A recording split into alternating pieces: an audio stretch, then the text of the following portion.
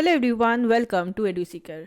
और आज का वीडियो लेक्चर बहुत इंपॉर्टेंट है और बहुत स्पेशल भी, क्योंकि आज के वीडियो में हम लोग यूजीसी नेट पेपर 1 के मोस्ट इंपॉर्टेंट टॉपिक्स करेंगे। और ये वीडियो में हम लोग टीचिंग एप्टीट्यूड से स्टार्ट करेंगे, since that is unit first of your syllabus. ठीक है, सिलेबस वाइज चलेंगे। अब क्योंकि देखिए आपका एग्ज़ाम में बहुत टाइम नहीं बचा है, जनवरी में एग्ज़ाम है आपका, ठीक है, you hardly have 1 month left. तो जो बेस्ट स्ट्रैटेजी है पेपर 1 के लिए वो यही है कि आप एनालाइज करो पेपर्स को कि कौन से टॉपिक इंपॉर्टेंट हैं, किस टॉपिक से ज़्यादा क्वेश्चंस आ रहे हैं। ठीक है, उन टॉपिक्स पे आप ज़्यादा फोकस करिए। और यही काम मैंने आप लोगों के लिए इजी कराई इस वीडियो लेक्चर में। इस वीडियो लेक्चर में जितने भी नए टॉपिक्स आपके एग्जाम में पूछे गए हैं, ठीक है, जो आपके प्रीवियस पेपर्स में आए हैं, चाहे दोनों शिफ्ट में हो, पेपर 1 के शिफ्ट 1 शिफ्ट 2 में, उसके बेसिस पे हमने टॉपिक्स को आइडेंटिफाई करा है, कौन कौन से मोस्ट इंपॉर्टेंट टॉपिक्स है, और वो टॉपिक्स को हम इस वीडियो में कवर करेंगे। ठीक है, तो क्योंकि टाइम कम है, सो आई एम फोकसिंग कि मैं क्वालिटी इन्फॉर्मेशन आप लोगों को दूं जो वाकई में आपके एग्जाम को क्रैक करने में आपकी हेल्प करे, वो एग्जाम आप अच्छे से क्वालिफाई कर पाओ, वो हेल्पफुल रहे। ठीक है, तो मेरा एम ये नहीं है कि मैं बहुत ज़्यादा वीडियोज़ दूँ, पर मैं ये चाहती हूँ कि मैं जो भी वीडियोज़ दूँ उसमें इतनी ज़्यादा इन्फॉर्मेशन हो कि आप लोगों को ये ना लगे कि आपका टाइम वेस्ट हुआ वीडियोज़ देख के। तो that is my focus. So without wasting much time, let's start with the first concept. ऐसे ही बहुत सारे कंसेप्ट हम डिस्कस करते जाएंगे हर एक यूनिट के। ठीक है, तो हम लोग ने जो पहली वीडियो स्टार्ट करी है वो स्टार्ट करी है टीचिंग एप्टीट्यूड से। So unit 1 teaching aptitude. तो जो पहला कॉन्सेप्ट है जो हम लोग डिस्कस करना चाहेंगे, that is a new topic जो आपके एग्जाम में पूछा गया है। उससे क्वेश्चन आया था सेल्फ रेगुलेटेड लर्निंग से। तो सिंस सेल्फ रेगुलेटेड लर्निंग से क्वेश्चन आया था, इसके स्टेप्स होते हैं, उनको आपको क्रोनोलॉजिकल ऑर्डर में लगाने के लिए आया था। जस्ट इन केस आपको ये कॉन्सेप्ट नहीं भी पता, तब भी आप एक बेसिक अंडरस्टैंडिंग के ऊपर आंसर कर सकते थे। बट स्टिल क्योंकि ये कंसेप्ट आपके एग्जाम में पूछा गया है, तो ये पूरा पढ़ के जाइएगा इस बार। हाई चांसेस है कि इसमें से क्वेश्चंस आएंगे। ठीक है, इसके अलावा जो टॉपिक्स है वो बहुत कंसेप्चुअल टॉपिक्स है, बहुत थियोरेटिकल टॉपिक्स है, सिचुएशनल क्वेश्चंस आते हैं, तो जिसके आंसर आप अपनी बेसिक अंडरस्टैंडिंग को अप्लाई करके भी दे सकते हो। पर जब कंसेप्ट से रिलेटेड क्वेश्चंस आते हैं तो वो एकदम आपको अप्रोप्रिएट पता होने चाहिए। तो देखो, सेल्फ रेगुलेटेड लर्निंग क्या होती है। सेल्फ रेगुलेटेड लर्निंग एक प्रोसेस होता है लर्निंग का, जैसे आपको नाम से समझ में आ रहा है, जिसमें बच्चे अपनी कमांड लेते हैं खुद की पढ़ाई का। स्टूडेंट जो है उनका एक्टिव रोल होता है, वो अपनी लर्निंग को कंट्रोल करते हैं, रेगुलेट करते हैं अपने हिसाब से। अब इसमें बहुत सारी स्टेप्स इन्वॉल्व होते हैं।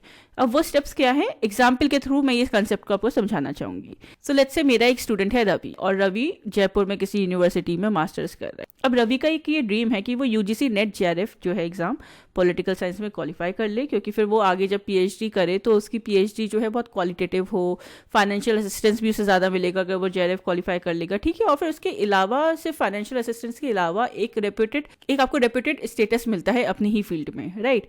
तो अब इसी हिसाब से इसी एग्जाम्पल को कंटिन्यू करते करते मैं आपको सारे स्टेप समझाऊंगी, तो आपको बहुत इजीली समझ में आ जाएगा और आपको याद करने की जरूरत नहीं है। बहुत ही रेलिवेंट कंसेप्ट है ये। तो सबसे पहला स्टेप है वो है एनालाइजिंग द टास्क। ठीक है, एनालाइजिंग द टास्क के मतलब ये है कि पहला स्टेप यही है कि आपको ये चीज़ आइडेंटिफाई करनी है कि आपके पास क्या स्किल्स और क्या नॉलेज होनी चाहिए जिस चीज़ के लिए आप वर्क कर रहे हैं, जो आपका प्लान है, जो आपका गोल है। ठीक है, अब इस एग्जाम्पल में जैसे जो रवि था, उसको सबसे पहले क्या करना चाहिए, उसको सबसे पहले जो एग्जाम का स्ट्रक्चर है और जो सिलेबस है यूजीसी नेट एग्जाम का, वो एनालाइज करना चाहिए कि ठीक है, ये जो एग्जाम है यूजीसी नेट का, इसका 2 पेपर होते हैं। ठीक है, पेपर 1 पेपर 2, इसका क्या स्ट्रक्चर है कि पेपर 1 में 50 क्वेश्चंस आते हैं, पेपर 2 में 100 क्वेश्चंस आते हैं, इसका क्या सिलेबस है, उसकी अंडरस्टैंडिंग रवि को जनरेट करनी पड़ेगी। इसके बाद सिलेबस को एनालाइज करेगा वो कि देखो पेपर 1 में 10 यूनिट है, 10 यूनिट जो है वो काफी डिफरेंट एरन के हैं, कुछ मैथमेटिकल रीजनिंग है, कहीं लॉजिकल है, कहीं रिसर्च है, टीचिंग है, हायर एजुकेशन है, राइट।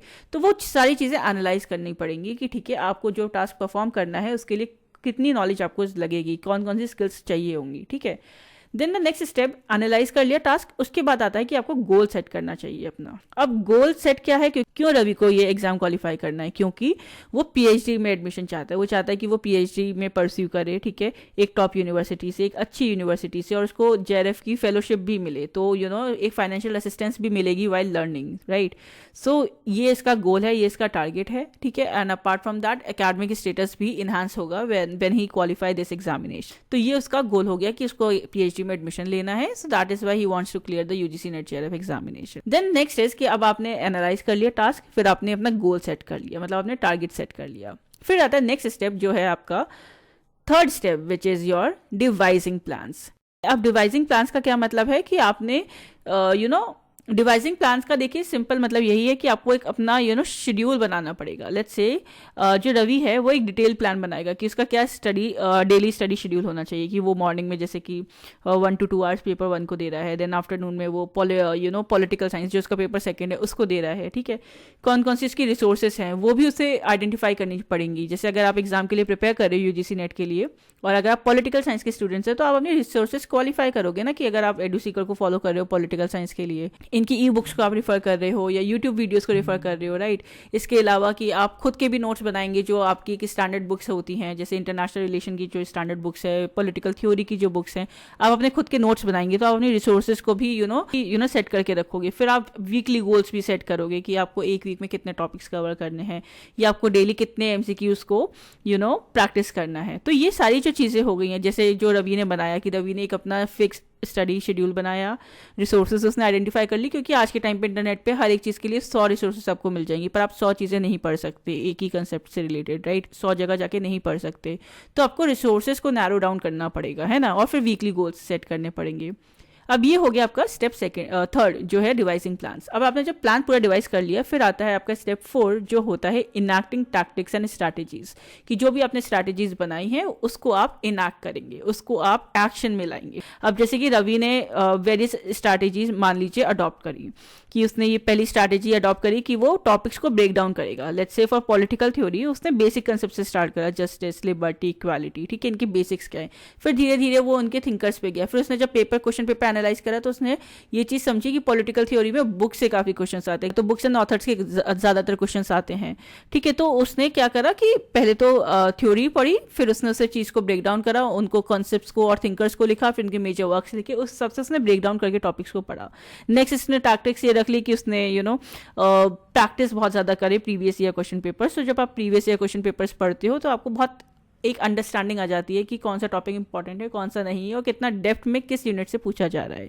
तो उस हिसाब से आप आगे चीज़ें करते हो। तो जो उसने रवि ने अपनी रिसोर्सेज को नैरो डाउन करा था जब वो प्लान डिवाइस कर रहा था, फिर अब उसने उस चीज़ को एक्शन में लाया, स्ट्रैटेजीज अपनी इनैक्ट करी। अब जब आपने प्लान डिवाइस कर लिया, स्ट्रैटेजीज को इनैक्ट कर लिया, फिर आता है फाइनल स्टेप जो होता है कि आपको अपनी लर्निंग को रेगुलेट करना पड़ेगा। लर्निंग को रेगुलेट करने से मतलब ये है कि you can't study everything from everywhere, right.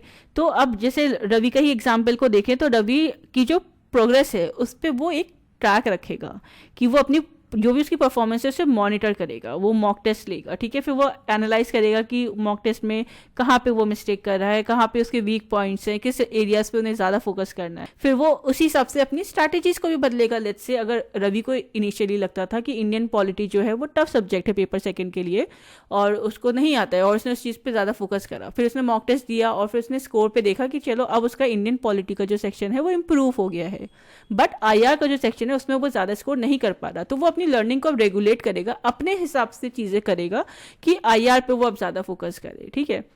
तो अपनी लर्निंग को अपने टाइम, अपने पेस, अपनी चीज़ों के हिसाब से मैनेज करना, रेगुलेट करना is basically a final step in the concept of self regulated learning. तो बेसिकली अब इसका आउटकम क्या रहा? इसका आउटकम ये रहा कि रवि ने अपनी बहुत अच्छे से तैयारी करी, ये एफर्ट्स उसने कंसिस्टेंट रखे 6 मंथ्स तक, और फिर वो जब एग्जाम में अपियर हुआ he qualified this examination with the help of Eduseeker of course.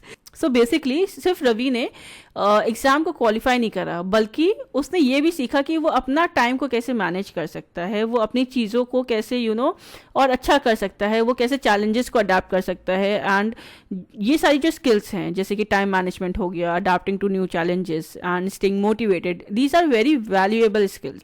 So that is basically your entire concept of self regulated learning. So I hope अब इसके बाद आप कभी भी ये कंसेप्ट नहीं भूलेंगे, राइट। आप खुद को ही अपनी जगह रख के देख लीजिए।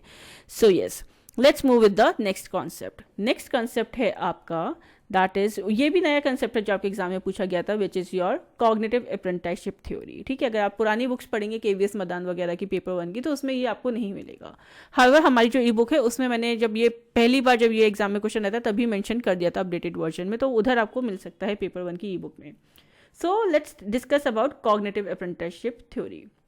अब कॉग्निटिव अप्रेंटिसशिप थ्योरी बोल लें या मॉडल कह लें, बट बेसिकली होता क्या है, जिस बेसिक कंसेप्ट ये है, देखिए अप्रेंटिसशिप होता है कि मतलब किसी भी चीज़ के लिए बहुत अच्छे से ट्रेनिंग लेना, कोचिंग लेना इन ऑर्डर टू वर्क, ठीक है, मतलब एक प्रोफेशनल फील्ड में। When we talk about this particular model, तो ये एक इंस्ट्रक्शनल अप्रोच है, ठीक है, जिसमें आप ट्रेडिशनल कंसेप्ट ऑफ अप्रेंटिसशिप को नए हैंड्स ऑन एक्सपीरियंस के साथ we can say couple up करते हो, ठीक है। इसको डेवलप करा था by Collins, Brown and Newman ने, और ये जो मॉडल है इसमें बहुत सारे स्टेप्स हैं। इन्हीं स्टेप्स से आपका क्वेश्चन आया था, एक शिफ्ट में पूछा गया था which among the following are the steps of cognitive apprenticeship theory, और शायद एक शिफ्ट में इन्हें क्रोनोलॉजिकल ऑर्डर में लगाने को आया था।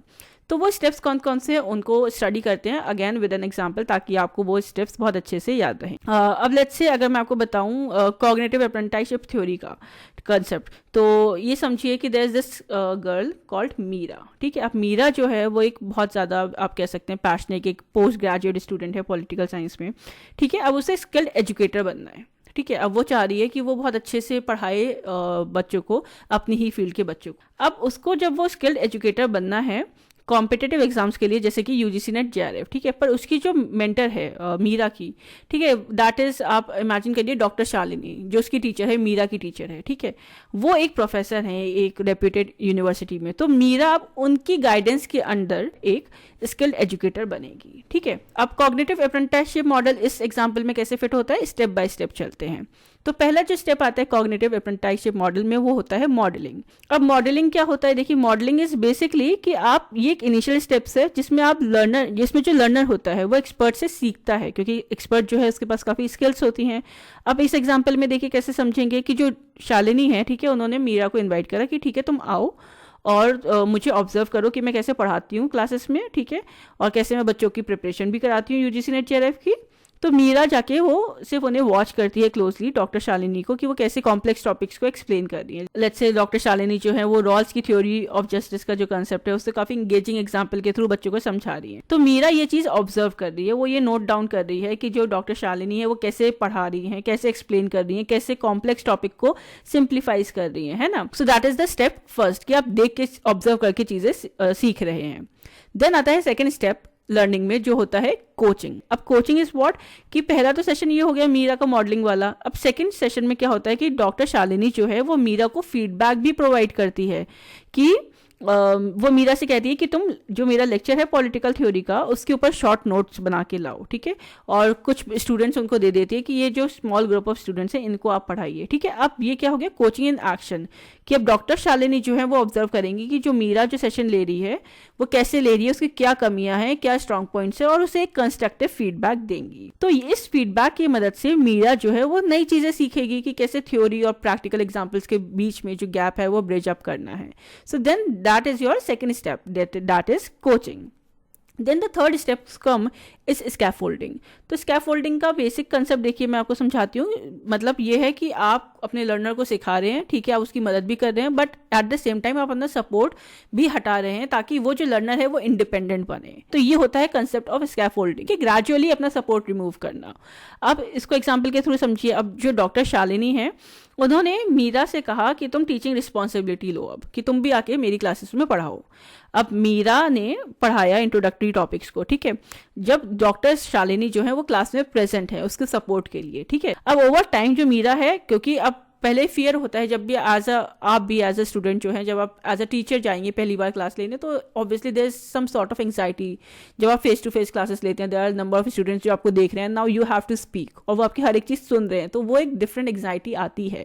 तो वो पहली क्लास में आएगी, पर यही आप जब एक आपका शेड्यूल हो जाएगा, डेली रूटीन हो जाएगा, तो वो एंग्जाइटी धीरे धीरे खत्म हो जाएगी, ठीक है।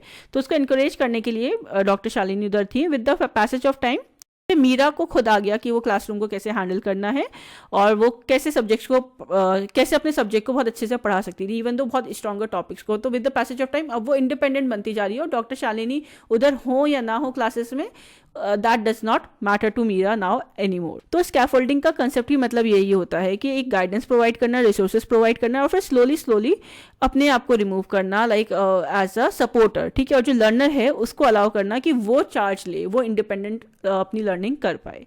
तो that is the concept of scaffolding. Then आता है fourth we can say step जो है आपका आर्टिकुलेशन। अब आर्टिकुलेशन में क्या है, आर्टिकुलेशन में देखिए एग्जाम्पल से समझिए कि जो मीरा थी उसको डॉक्टर शालिनी इंकरेज करेंगी कि वो जितनी भी उसकी टीचिंग अप्रोच है उसे एक आर्टिकुलेट कर। तो इसमें क्या होगा, एग्जाम्पल के थ्रू समझिए कि जैसे जो मीरा है, ठीक है, उसको डॉक्टर शालिनी इंकरेज करेंगी कि वो अपनी टीचिंग अप्रोच को आर्टिकुलेट करे, वो एक्सप्लेन करे कि उसकी क्या स्ट्रैटेजीज हैं, ठीक है, कि वो कैसे कंसेप्ट को समझा रही है। Let's say case studies from Indian politics to explain जो भी मॉडल्स हैं गवर्नेंस, या फिर वो क्वेश्चंस पूछेगी स्टूडेंट से जानने के लिए कि कितना बच्चा सीख पा भी रहा है या नहीं सीख पा रहा।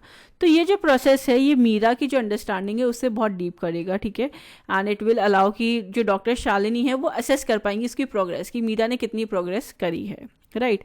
Then the next is reflection. अब रिफ्लेक्शन में क्या होगा कि हर सेशन के बाद डॉक्टर शालिनी मीरा से कहेंगी कि तुम्हें क्या लगता है मीरा कि आज के सेशन में क्या चीज़ अच्छी गई, ठीक है, या फिर कौन सी चीज़ जो है वो वर्क नहीं करी। सो रिफ्लेक्शन क्या करेगा, रिफ्लेक्शन इज अ स्टेप जिसमें वो मीरा को क्रिटिकली हेल्प कर रही हैं अपने आप को एनालाइज करने के लिए, अपने मेथड्स को एनालाइज करने के लिए, ताकि there are areas of improvement, कि जो एरियाज ऑफ इम्प्रूवमेंट है उसमें वो वर्क कर सके। Then the next step is your exploration, ठीक है। अब एक्सप्लोरेशन कौन सा स्टेप है, वो है फाइनल स्टेप, 6th स्टेप जो है आपका एक्सप्लोरेशन।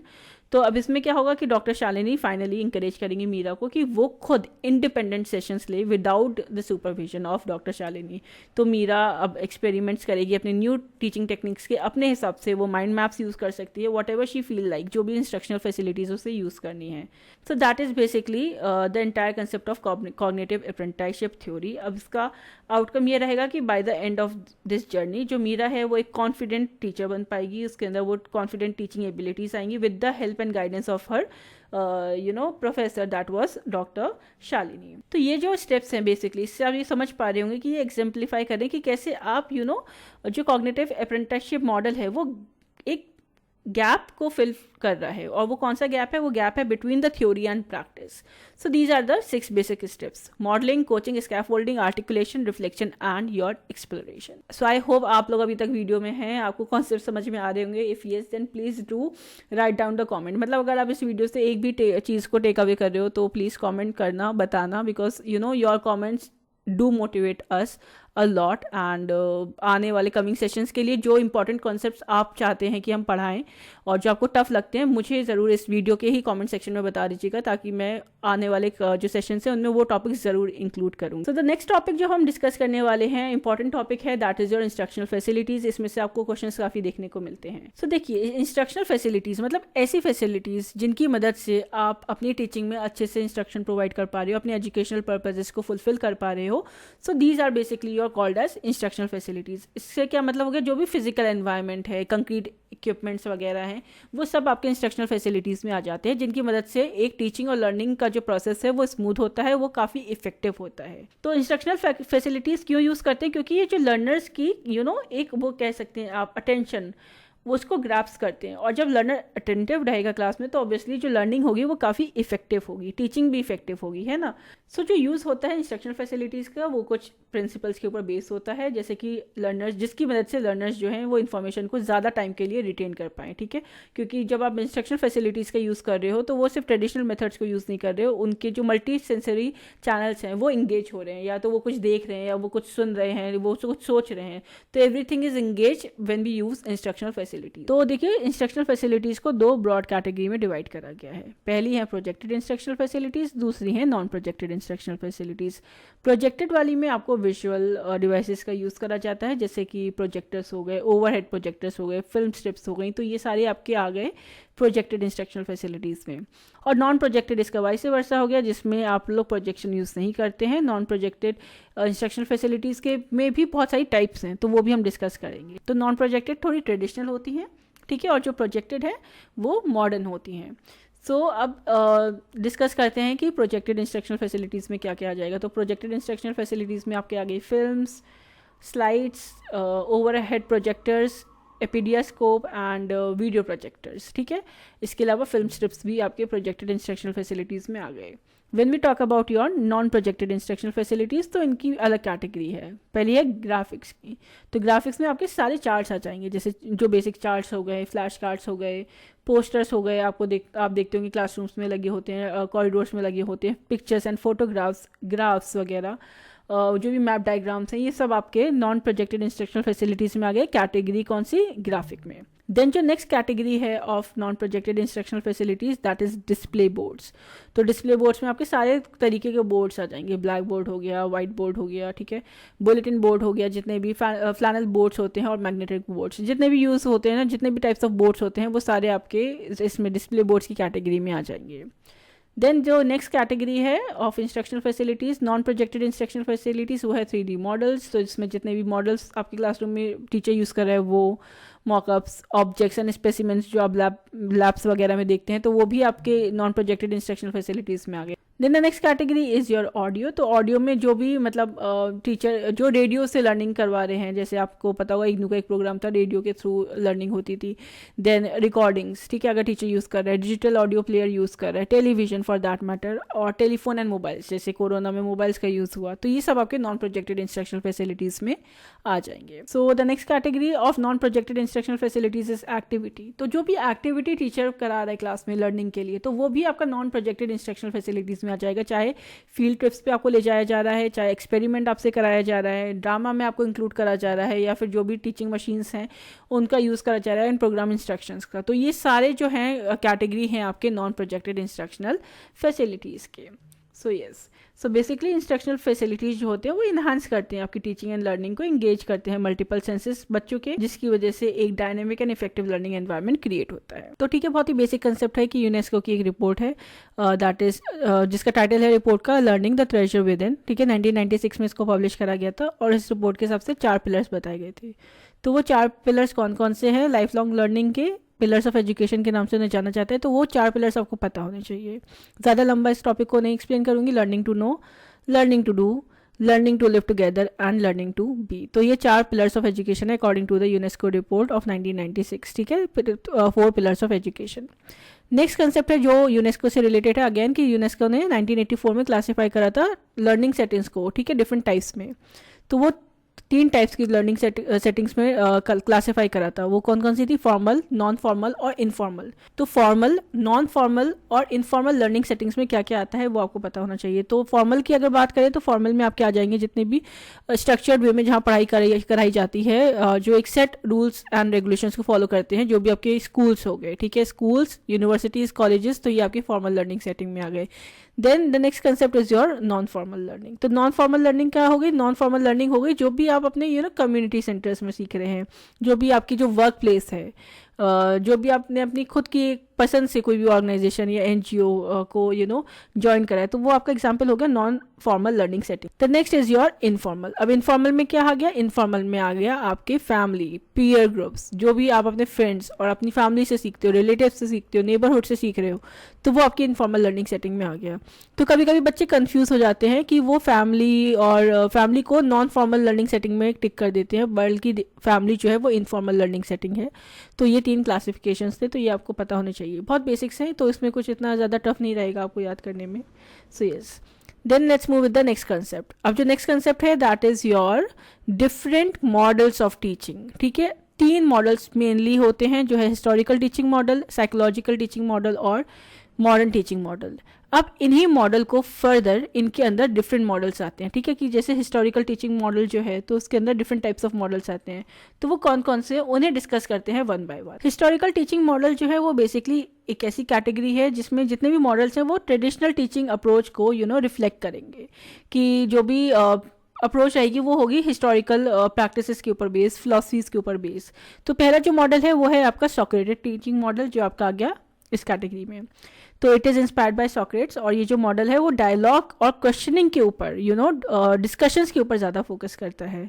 तो इस मॉडल का अगर टीचर यूज़ कर रहा है तो वो क्या करेगा, वो बच्चों को इंकरेज करेगा कि वो ज़्यादा से ज़्यादा क्वेश्चंस पूछें, वो क्रिटिकल थिंकिंग को अपनी इन्हांस करें, ठीक है, और वो जो भी they uncover the new aspect of the concept.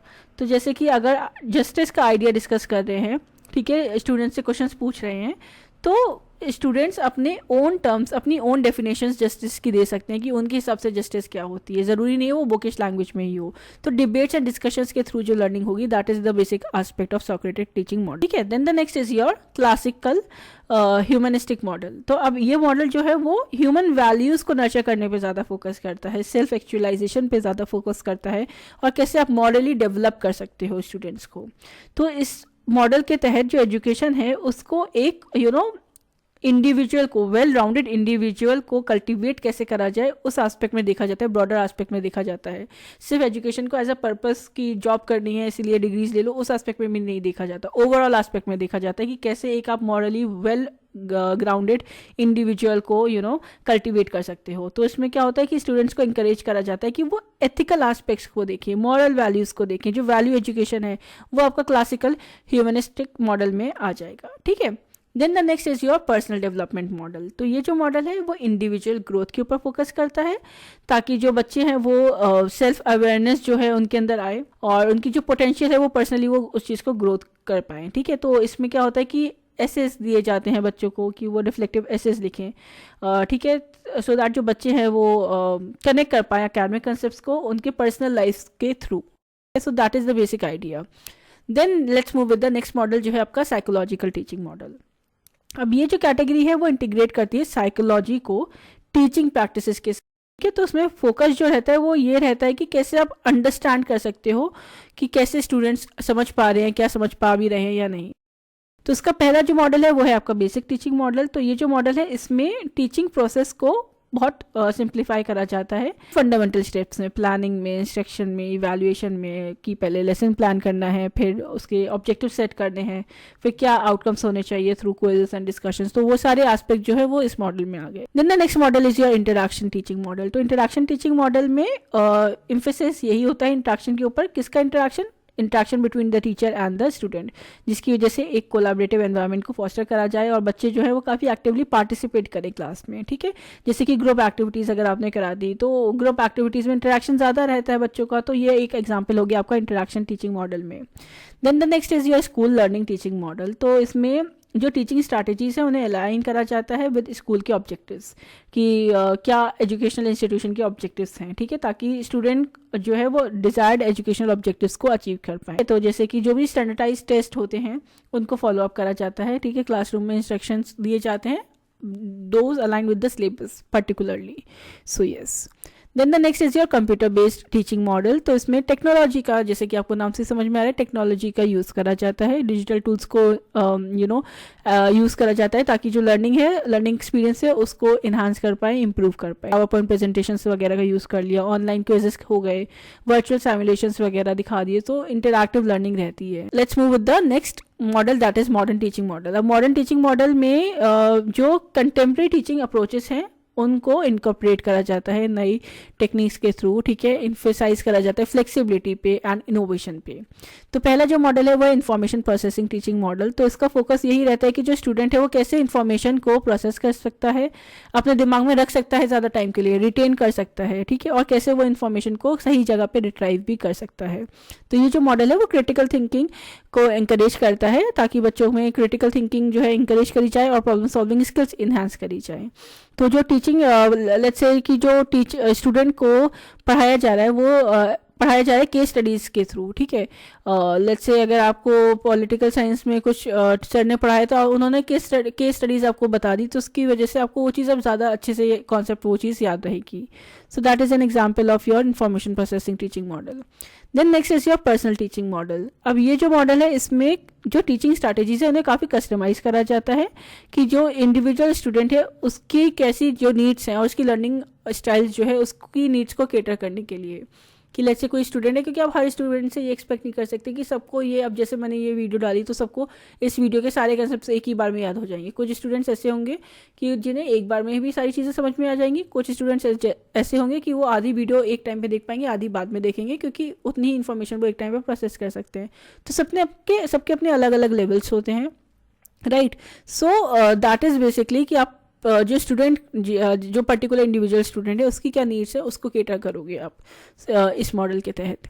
Then next है सोशल इंटरेक्शन टीचिंग मॉडल। अब सोशल इंटरेक्शन टीचिंग मॉडल है वो सोशल इंटरेक्शन के ऊपर, जैसे नाम से समझ में आ रहा है, उस पर ज़्यादा फोकस करता है, उसकी इंपॉर्टेंस को ज़्यादा हाईलाइट करता है।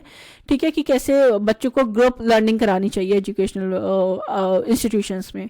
इससे उनका फॉस्टर होगा एक कोलैबोरेशन, एक सोशल एस्पेक्ट उनका डिस्कवर होगा, वो सोसाइटी में अपनी पोजीशंस को अच्छे से परफॉर्म कर पाएंगे। ठीक है, तो डिबेट्स हो गया, रोल प्ले हो गया, ग्रुप स्टडीज हो गया, ये सारे इसके डिफरेंट एग्जांपल्स हैं। Then the next is behaviour modification teaching model. तो इसमें क्या होता है कि डिफरेंट प्रिंसिपल्स को यूज़ करा जाता है बिहेवियरल साइकोलॉजी को अंडरस्टैंड करने के लिए, इन्फ्लुएंस करने के लिए स्टूडेंट के बिहेवियर और लर्निंग आउटकम्स को। तो अब इसमें आप टीचर जो है इस मॉडल के तहत बच्चों में रिवॉर्ड देने का प्रॉमिस कर सकता है कि जो बच्चे क्लास में अच्छा परफॉर्म करेगा उसे मैं रिवॉर्ड दूंगा। तो उस रिवॉर्ड के चक्कर में बच्चे जो हैं टाइम पे असाइनमेंट्स करके ला रहे हैं, टाइम पे परफॉर्म कर रहे हैं, अच्छा परफॉर्म करने का ट्राई कर रहे हैं कि उन्हें वो रिवॉर्ड मिलेगा। ठीक है, तो एक्टिवली पार्टिसिपेट कर रहे हैं क्लास में। तो that is this example of behavioural modification teaching model. Let's move with the next topic. So जो नेक्स्ट टॉपिक है वो है आपका ब्लूम्स टैक्सोनॉमी। बहुत ईजी कंसेप्ट है। सो ब्लूम्स ने 3 कैटेगरी में, टेक्सोनॉमी मतलब क्लासिफिकेशन होता है। बेंजामिन एस ब्लूम जो थे उन्होंने एजुकेशनल ऑब्जेक्टिव्स को आइडेंटिफाई करा था 3 डोमेन्स में। वो 3 डोमेन्स थे कॉग्निटिव, इफेक्टिव और साइकोमोटर डोमेन। कॉग्निटिव डोमेन है वो है जो आपका माइंड से रिलेटेड है, इफेक्टिव माइंड से रिलेटेड है। इफेक्टिव डोमेन आपका वैल्यूज, बिलीव्स, इनसे रिलेटेड होता है। ठीक है, और साइकोमोटर डोमेन होता है रिलेटेड कि जो भी आप स्किल्स डेवलप कर रहे हो, जो भी आप नई चीज़ें सीख रहे हैं, तो वो आपके साइकोमोटर डोमेन में आ जाता है। अब फर्दर जो ब्लूम्स की टैक्सोनॉमी है, जो क्लासिफिकेशन है, वो ये है कि इन 3 कैटेगरी में ना उसने फर्दर क्लासीफाई करा है कि कौन कौन से लेवल्स हैं। ठीक है, कौन सा बेसिक लेवल है, कौन सा हाईएस्ट लेवल है, तो उससे क्वेश्चंस पूछ लिए जाते हैं आपके एग्जामिनेशन में। जो मेन है इंपॉर्टेंट वो है आपका कॉग्निटिव डोमेन, क्योंकि सबसे ज़्यादा क्वेश्चन उसी से पूछे जाते हैं। इफेक्टिव एंड साइकोमोटर से तो अभी तक इतने नहीं पूछे गए, पर क्योंकि हम ये टॉपिक पढ़ रहे हैं तो एक बार इस पर भी नज़र डाल लीजिएगा। तो सबसे पहले डिस्कस करते हैं कॉग्निटिव डोमेन में कौन कौन से लेवल्स हैं। तो कॉग्निटिव डोमेन्स में जो लेवल है वो बेसिक लेवल है नॉलेज, फिर आते हैं comprehension, application, analysis, synthesis and evaluation. Knowledge मतलब कोई भी चीज़ आप पढ़ रहे हो तो सबसे पहले आप उसके बारे में नॉलेज ही तो गेन करोगे ना, कि आप अंडरस्टैंड करोगे कि क्या कंसेप्ट आप पढ़ रहे हो। अब जब आपने कंसेप्ट की नॉलेज ले ली, आपने इन्फॉर्मेशन ले ली, तब आप उस चीज़ को कॉम्प्रीहेंड करोगे। कॉम्प्रीहेंशन से मतलब अंडरस्टैंडिंग, समझना। समझने के बाद आप उस चीज़ को अप्लाई करते हो। जब आप अप्लाई करते हो आप तो समझ में आता है कि एक जो ब्रॉडर कंसेप्ट आपने समझ पढ़ा है कि उससे आप पार्ट्स में ब्रेक डाउन कर सकते हो।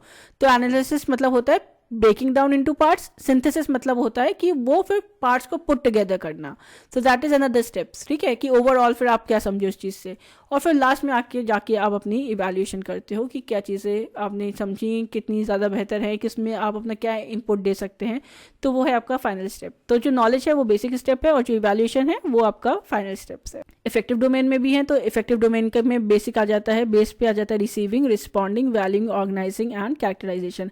ये जो लेवल्स हैं आप एब्रीविएशंस की मदद से याद कर सकते हो। जैसे इसका एब्रीविएशन आप बना लो RRVOC, तो आपको याद रहेगा। आप इतना तो याद रखना ही पड़ेगा कि रिस्पॉन्डिंग पहले कि रिसीविंग पहले, पर ऑब्वियसली रिस्पॉन्ड तो आप उसी चीज़ को करोगे ना जो चीज़ आपको रिसीव हुई है, तो ऑब्वियसली रिसीविंग पहले आएगा।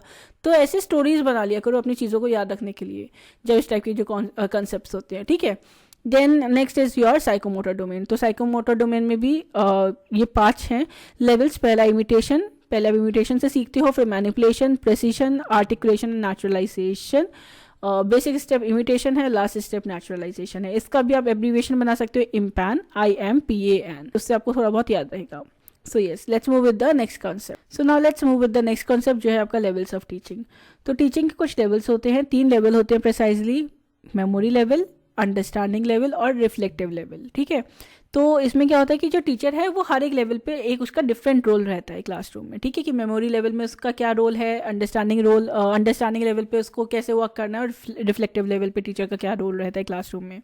तो वही लेवल जो है इनसे क्वेश्चन आपके पूछ लिए जाते हैं। तो सबसे पहले डिस्कस करते हैं मेमोरी लेवल। तो देखिए जो मेमोरी लेवल है वो बेसिक लेवल है, पहला लेवल है। ठीक है, मेमोरी लेवल में क्या होता है कि जो टीचिंग है उसमें जो बच्चा है उसमें आपको बस चीज़ें उससे याद करानी है, रोट लर्निंग करानी है, कि जो भी टेक्स्ट बुक नॉलेज है वो आपको बच्चे को दे देनी है। जैसे कि आपने देखा होगा छोटी क्लास में जब बच्चे होते हैं तो उनसे कहा जाता है कि तुम टेबल्स याद करो, तुम अल्फ़ाबेट्स याद करो, वॉवल्स याद करो। तो उन्हें सिर्फ फोकस ये रहता है कि वो सिर्फ याद कर ले उन चीज़ों को। ठीक है, समझ आ रही है या नहीं उतना नहीं देखता कोई, पर छोटे बच्चे में क्या देखते हैं कि उससे ये याद हो जाए कि ये कैट है, ये डॉग है, ये ए है, बी है, इनका क्या क्रोनोलॉजिकल ऑर्डर है, अल्फ़ाबेटिकल ऑर्डर क्या है, ठीक है। नंबर्स में बच्चों से कहा जाएगा कि तुम टेबल्स याद कर लो, तो सिर्फ याद करने पे फोकस रखा जाता है। उन्हें ये तो नहीं बताया जाता कि छोटी क्लास में फर्स्ट क्लास के बच्चे को कि इसका आगे जाके क्या इंपैक्ट रहेगा। सिर्फ ये बताया जाता है कि तुम बेटा बस याद कर लो चीज़ें, वही बहुत बड़ा एहसान है ना। सो that is memory level, basic level. इसके मेन प्रोपोनेंट है हर्बर्ट, याद रखिएगा। तीनों लेवल के डिफरेंट प्रोपोनेंट्स है, तो वो उनसे मैच ऑफ द फॉलोइंग में क्वेश्चंस पूछ लिए जाते हैं। तो ये याद रखिएगा कि हर्बर्ट जो है वो मेमोरी लेवल के मेन प्रोपोनेंट है, ठीक है। इसीलिए ये पहला लेवल है, तो इसे इनिशियल स्टेज ऑफ टीचिंग बोला जाता है। इसमें रोट मेमोराइजेशन मतलब रट्टा बच्चों से मरवाया जाता है जितने भी फैक्ट्स हैं और जो भी इंफॉर्मेशन उन्हें प्रोवाइड करी जाती है, ताकि जो बच्चा है वो सबसे पहले जो चीज़ें और जो इन्फॉर्मेशन उसे दी जा रही है वो उसे रिटेन कर पाए अपने दिमाग में और याद रख पाए, ठीक है। ताकि जहाँ ज़रूरत हो तो वो उसको उस जगह से रिट्राइव करे, ताकि जब ज़रूरत हो तो बच्चा उस इन्फॉर्मेशन को रिट्राइव भी कर पाए, right. So that is your basic model. अब जब मेमोरी लेवल हो जाता है, मेमोरी लेवल में याद रखिएगा कि जो टीचर का रोल होता है वो एक्टिव होता है, स्टूडेंट जो होता है वो बहुत पैसिव होता है, ठीक है। तो ये याद रखिएगा। देन आता है नेक्स्ट लेवल। जो नेक्स्ट लेवल है वो है आपका understanding level. Understanding level of teaching एक ज़्यादा थॉटफुल प्रोसेस है। तो इसे थॉटफुल प्रोसेस क्यों बोलते हैं? क्योंकि जो स्टूडेंट है वो कंसेप्ट के साथ समझ पा रहे हैं, कंसेप्ट समझ पा रहे हैं, क्या कंसेप्ट वो पढ़ रहे हैं, सब्जेक्ट मैटर समझ पा रहे हैं कि जो वो पढ़ रहे हैं तो उसकी क्या रेलिवेंस है। लेट्स से बच्चा अगर साइंस पढ़ रहा है, सोशल साइंस पढ़ रहा है, डिफरेंट आस्पेक्ट को वो समझ पा रहा है, वो सिर्फ रट नहीं रहा उन चीज़ों के बारे में, उनके रिपरकशंस भी जान रहा है। तो इसीलिए इसे ज़्यादा थॉटफुल प्रोसेस भी बोलते हैं और सब्जेक्ट मैटर की अंडरस्टैंडिंग इसमें होती है। नाम से समझ में आ रहा है अंडरस्टैंडिंग लेवल। प्रोपोनेंट इसके मॉरिसन है, ठीक है। तो इसे मेमोरी प्लस इंसाइट बोलते हैं कि पहला जो लेवल था उसमें तो सिर्फ याद करना था, इसमें क्या है चीज़ें समझना भी है। तो मेमोरी प्लस इंसाइट, क्योंकि it goes beyond memorisation of facts, ठीक है। देन नेक्स्ट इज कि जो अंडरस्टैंडिंग होती है वो जनरलाइज्ड होती है, based on principles and facts होती है, ठीक है। और स्टूडेंट्स को ज़्यादा अपॉर्चुनिटी मिलती है कि वो अपने इंटेलेक्चुअल बिहेवियर को अप कर पाएँ।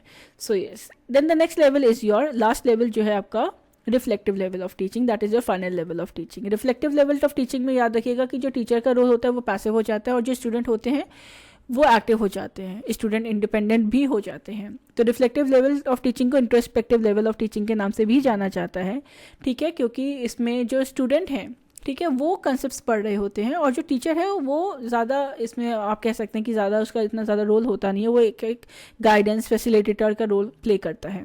हंट जो है वो मेन प्रोपोनेंट है रिफ्लेक्टिव लेवल ऑफ टीचिंग के। तो ये हाईएस्ट लेवल ऑफ टीचिंग है because it includes both understanding and memory level of teaching.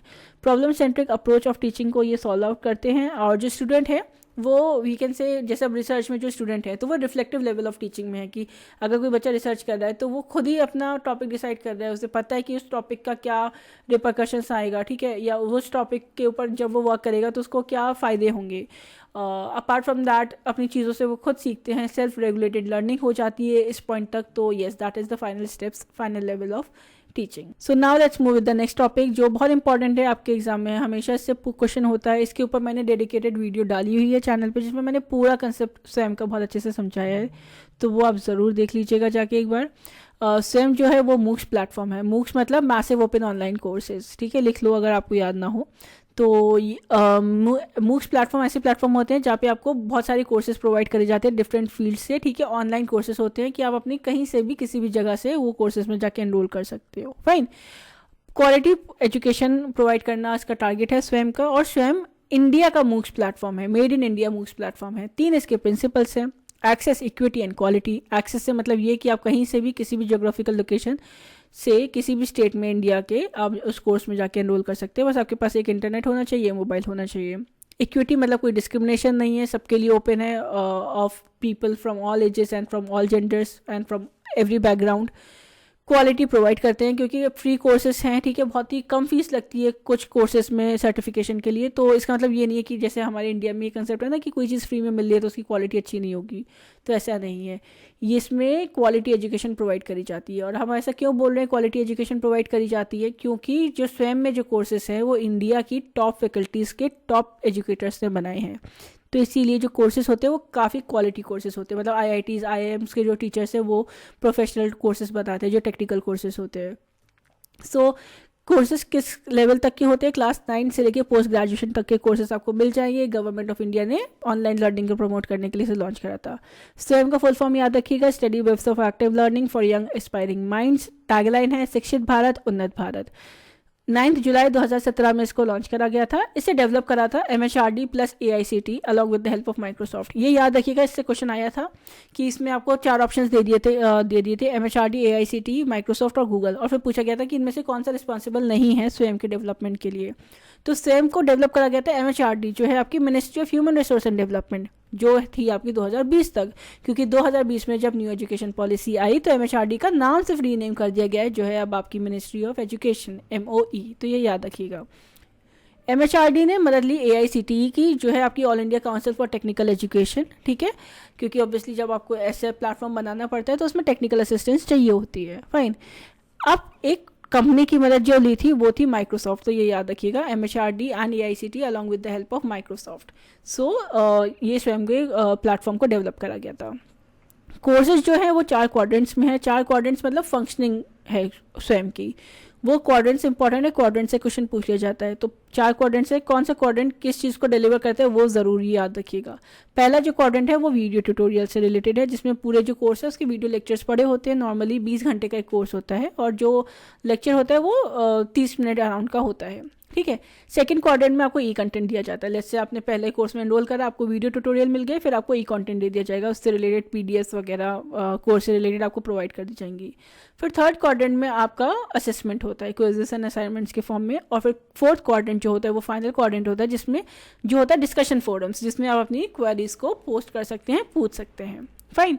स्वयं के 9 नेशनल कोऑर्डिनेटर्स हैं। इनसे क्वेश्चन आपके एग्जाम में पूछा गया है कि कौन से नेशनल कोऑर्डिनेटर्स नहीं है, तो याद रखिएगा 9 नेशनल कोऑर्डिनेटर्स हैं। ज़्यादातर आपको बहुत फेमिलियर इंस्टीट्यूट्स हैं, ये आपको याद रहेंगे। जैसे AICT ने ऑब्वियसली डेवलप करा है तो ये एक नेशनल कोऑर्डिनेटर है ही, है ना। CEC, IGNOU, IIMB that is Indian Institute of Management Bangalore, NCERT, NIOS, NITR, NPTEL that is National Programme on Technology Enhance Learning and UGC। तो ये 9 नेशनल कोऑर्डिनेटर्स हैं। ये आपको बहुत ही जनरलाइज कह सकती हूँ, बहुत ही नॉन इंस्टीट्यूशंस है, तो ये आपको याद रहेंगी। अगर नहीं है तो आपको याद करने पड़ेंगे। Fine. So yes, let's move with the next topic. अब जैसे ये स्वयं प्रभा है, there is this another topic जो आपकी टीचिंग एप्टीट्यूड के सिलेबस में मेंशन है, स्वयं प्रभा। तो स्वयं प्रभा 2017 में लॉन्च करा गया था, ठीक है। ये भी MHRD का इनिशिएटिव था, जिसमें अब 40 DTH चैनल्स हैं। तो ये क्या है कि जो एजुकेशनल चैनल्स को, फ्री एजुकेशनल चैनल्स को प्रोवाइड करा जाता है DTH सर्विस के थ्रू 24/7 बेसिस पे आपको अपनी TV पे मिल जाएंगे। GSAT 15 सैटेलाइट का यूज़ करा जाता है, ठीक है। और इसमें हर दिन नया कंटेंट आता है, 4 घंटे का कंटेंट दिया जाता है, फिर वो हर 5 टाइम रिपीट होता रहता है, ठीक है। तो बच्चे अपनी कन्वीनियंस के हिसाब से अपना टाइम स्लॉट चूज़ करके अपना TV पे जाके पढ़ सकते हैं, ठीक है। अपार्ट फ्रॉम दैट सेम जो कंटेंट प्रोवाइड करा जा रहा है वो NPTEL, IITs, UGC, CEC, IGNOU, NCERT and NIOS के थ्रू करा जा रहा है। इंटरनेट सेंटर जो है वो इसका जो वेब पोर्टल है स्वयं प्रभा का, वो मेंटेन करता है। Apart from that 9 to class 12 तक के इसमें कोर्सेज आपको मिल जाते हैं। एक और चीज़ जो मुझे इसमें बतानी थी कि स्वयं प्रभा से आपने देखे होंगे स्वयं के प्रभा के चैनल्स के वो पूछे जा रहे हैं कि चैनल नंबर 15 जो है वो कौन मेंटेन करता है, कि चैनल जो चैनल सोशल साइंस से रिलेटेड है उसका कोऑर्डिनेटर कौन है। तो वो लिस्ट आप एक बार स्वयं प्रभा की वेबसाइट पे जाके देख लीजिएगा ऑफिशियली, ठीक है। आपको याद रह जाएगी, क्योंकि जो ज़्यादातर सोशल साइंस के सब्जेक्ट्स हैं वो IGNOU देख रहा है, डिफरेंट के मेन जो इनकी अपेक्स बॉडी है वही देख रहे हैं। Now the next concept is your types of evaluation. तो देखो इवैल्यूएशन से क्वेश्चन आता है, फॉर्मेटिव एंड सबमिटिव इवैल्यूएशन से ज़्यादा आता है। तो फॉर्मेटिव इवैल्यूएशन ये याद रखिएगा कि ऐसी इवैल्यूएशन है जो ऑन गोइंग होती है। मतलब जैसे मैं आपको क्लास ले रही हूँ, मैंने आपसे क्लास में कुछ पूछा, आपने जो आंसर दिया वो सही दिया तो ठीक है, नहीं सही दिया तो मैं आपको बताऊंगी कि ये इसका सही आंसर है, या मैंने फ़ौरन आपको कंस्ट्रक्टिव फीडबैक दे दिया, ठीक है। तो ये जो ऑनगोइंग प्रोसेस में जो चल रहा है चीज़, ये आपका हो गया फॉर्मेटिव इवैल्यूएशन, ठीक है। कि जो ड्यूरिंग टीचिंग के प्रोसेस में ही आपका आपको इवैल्यूएट कर दिया जा रहा है, आपको फीडबैक दे दिया जा रहा है। तो इसमें क्या होता है, इसका फोकस ये होता है फॉर्मेटिव इवैल्यूएशन का कि आप बच्चों की स्ट्रेंथ्स एंड वीकनेस को आइडेंटिफाई कर पाओ ताकि वो आगे अच्छा परफॉर्म करें, ठीक है। तो कंटिन्यूस असेसमेंट होता रहता है, क्लासरूम में ऑब्जर्वेशन होता है और फिर उसके बेसिस पे फीडबैक दिया जाता है बच्चों को। अपार्ट फ्रॉम दैट इसकी मदद से बच्चे अपनी प्रोग्रेस को मॉनिटर भी कर सकते हैं। अब इसे इंटरनल सिस्टम ऑफ इवैल्यूएशन बोला जाता है। याद रखिएगा, ये जो फॉर्मेटिव इवैल्यूएशन का जो सिस्टम है वो प्रोसेस पे फोकस करता है, आउटकम पे नहीं, क्योंकि ड्यूरिंग द प्रोसेस बच्चों को गाइडेंस प्रोवाइड करी जाती है, ठीक है। तो टीचर का जो रोल है that is the role of a coach, ठीक है। और जो स्पेसिफिक एरर्स होते हैं उनको टीचर जो है वो करेक्ट करता है। तो एक कंटिन्यूस बेसिस पे इसको कंडक्ट करा जाता है। तो जो क्विज़ेस वगैरह हो गए, यूनिट टेस्ट हो गए, मंडे टेस्ट वगैरह जो एग्जाम्स में होते नहीं है स्कूल्स वगैरह में, तो ये सब आपके फॉर्मेटिव इवैल्यूएशन के ही एग्जाम्पल्स हो गए। Then the next is summative evaluation. अब जो सबमेटिव इवैल्यूएशन है वो एंड ऑफ द कोर्स में होता है, यही इसकी यूएसपी है, याद रखिएगा कि जो एंड में हो रहा है वो होता है सबमेटिव इवैल्यूएशन। मतलब जो आपके सेमेस्टर्स के जो एग्जामिनेशंस हो गए ना वो आपके हो गया सबमेटिव इवैल्यूएशन, और जो सेशनल्स वगैरह होते हैं वो आपके हो गए formative evaluation. So overall achievement को डिटरमाइन करता है सबमेटिव इवैल्यूएशन, कि आपका देखा जाता है कि आपने अब जैसे कि जो कोर्स है उसमें एनरोल करा, फिर जो लास्ट में आपका एग्जाम होगा, फिर आपको जब फाइनल आपके मार्क्स आएंगे तब पता चलेगा कि आपने वो एजुकेशन ऑब्जेक्टिव्स को फुलफिल करा भी या नहीं करा। तो ओवरऑल आउटकम को इवैल्यूएट करते हैं इस इवैल्यूएशन के थ्रू, सबमेटिव इवैल्यूएशन के थ्रू। तो इसीलिए at the end of the program होती है, जिस प्रोग्राम में भी आपने एनरोल कर रखा है। Term paper, projects, reports, everything includes. जो हाफ ईयरली एंड एनुअली जो एग्जाम्स होते हैं, they are the example of your summative evaluation, ठीक है, based on pass and fail criteria. So yes, then the next is your norm reference evaluation. तो norm reference evaluation में क्या होता है कि स्टूडेंट की जो परफॉर्मेंस है वो ग्रुप ऑफ पॉपुलेशन से कंपेयर करी जाती है, ठीक है। मतलब इसमें रैंकिंग पे फोकस होता है कि स्टूडेंट की परफॉर्मेंस है जो रिलेटिव उनके कॉम्पिटिटर्स की जो परफॉर्मेंस है उसके बेसिस पे उसको रैंक करा जाता है। तो स्टैंडर्डाइज टेस्ट होते हैं जहाँ पे जो स्टूडेंट्स हैं वो स्कोर करते हैं, और फिर उनका जो गोल है, उनका जो स्कोर है उससे कंपेयर करा जाता है प्री डिटरमाइंड एवरेज और परसेंटाइल के थ्रू। सो इसका आपका एग्जांपल होगा नॉर्म रेफरेंस का। अपना यूजीसी नेट एग्जाम ही ले लो कि जैसे आपका एक कैटेगरी पॉलिटिकल साइंस में मान लो 70% जा रहा है कट ऑफ जेआरएफ का, तो जो आपका जो कंपटीशन है वो पॉलिटिकल साइंस के ही बच्चे हैं ना, कि आपका जो मार्क्स है वो उन्हीं से कंपेयर करा जाएगा। लेट्स से अगर पॉलिटिकल साइंस में सिर्फ 50 बच्चे अपीयर हुए और वो 50 बच्चे सिर्फ 50 मार्क्स ही ला पाए, तो अगर आप 100 में से, और अगर आप 50 ला रहे हैं तो आप टॉपर में ही माने जाएंगे, है ना, क्योंकि आपकी जो ग्रुप है, कैटेगरी है जो बच्चों की जिसमें आप अपीयर हो रहे हो, जो है यूजीसी नेट पॉलिटिकल साइंस, उसमें जो बच्चे कैसे परफॉर्म कर रहे हैं उस बेसिस पे आपको रैंकिंग किया जाता है। क्राइटेरियन रेफरेंस इवैल्यूएशन जो होता है वो डिफरेंट होता है नॉर्म से। इसमें क्या होता है, स्टूडेंट परफॉर्मेंस जो है वो सेट क्राइटेरिया और स्टैंडर्ड के ऊपर मेजर करा जाता है, ठीक है। तो बच्चे के पास मास्टरी होनी चाहिए specific knowledge and skills and competencies की। लेट्स से जो आइल्स वगैरह के एग्जाम होते हैं तो उसमें क्या होता है कि जितना उसमें प्री डिटरमाइंड क्वेश्चन बैंक होती है, बेसिक लेवल का क्वेश्चन आएगा, आपने वो सही मार्क कर दिया तो उससे एक लेवल अप आएगा, ठीक है, और अगर आपने वो मार्क कर दिया तो उससे भी एक लेवल अप आएगा, ऐसे ऐसे लेवल अप होता जाता है।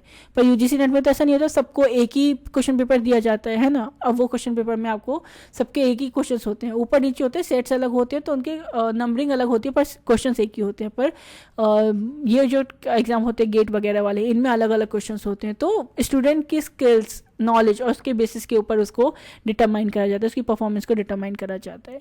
So that is your criteria reference evaluation. So yes, let's move with another concept जो है टीचिंग सॉफ्टवेयर, जिससे काफ़ी आपको एग्जाम में क्वेश्चंस देखने को मिल रहे हैं रिसेंट ईयर्स में। तो टीचिंग सॉफ्टवेयर में देखो, ये याद रखना कि कौन कौन से टीचिंग सॉफ्टवेयर हैं, क्योंकि ज़्यादातर तो मैंने यही देखे क्वेश्चन यही पूछे गए हैं कि कौन से इसमें से टीचिंग सॉफ्टवेयर हैं या नहीं। तो कुछ जो पॉपुलर है वो मैं आपको बता दे रही हूँ, बाकी आप लोग भी ये टॉपिक को ज़रूर देख लीजिएगा। माइंड मिस्टर एक टीचिंग सॉफ्टवेयर है, माइंड मैपिंग के लिए यूज़ होता है, ठीक है। एक्स माइंड जो है वो भी माइंड मैपिंग के लिए यूज़ होता है। सी मैप टूल्स जो है वो कंसेप्ट मैपिंग के लिए यूज़ किए जाते हैं। एड पजल जो टूल है वो वीडियो लेसन क्रिएशन के लिए है, ठीक है। अपार्ट फ्रॉम दैट कहूट जो है that is game based learning platform, ये पूछा गया था आपके एग्जाम में। गूगल क्लासरूम सबका एग्जाम्पल हो गया लर्निंग मैनेजमेंट सिस्टम का। क्विजलेट जो है वो स्टडी टूल है जिसे यूज़ करा जाता है।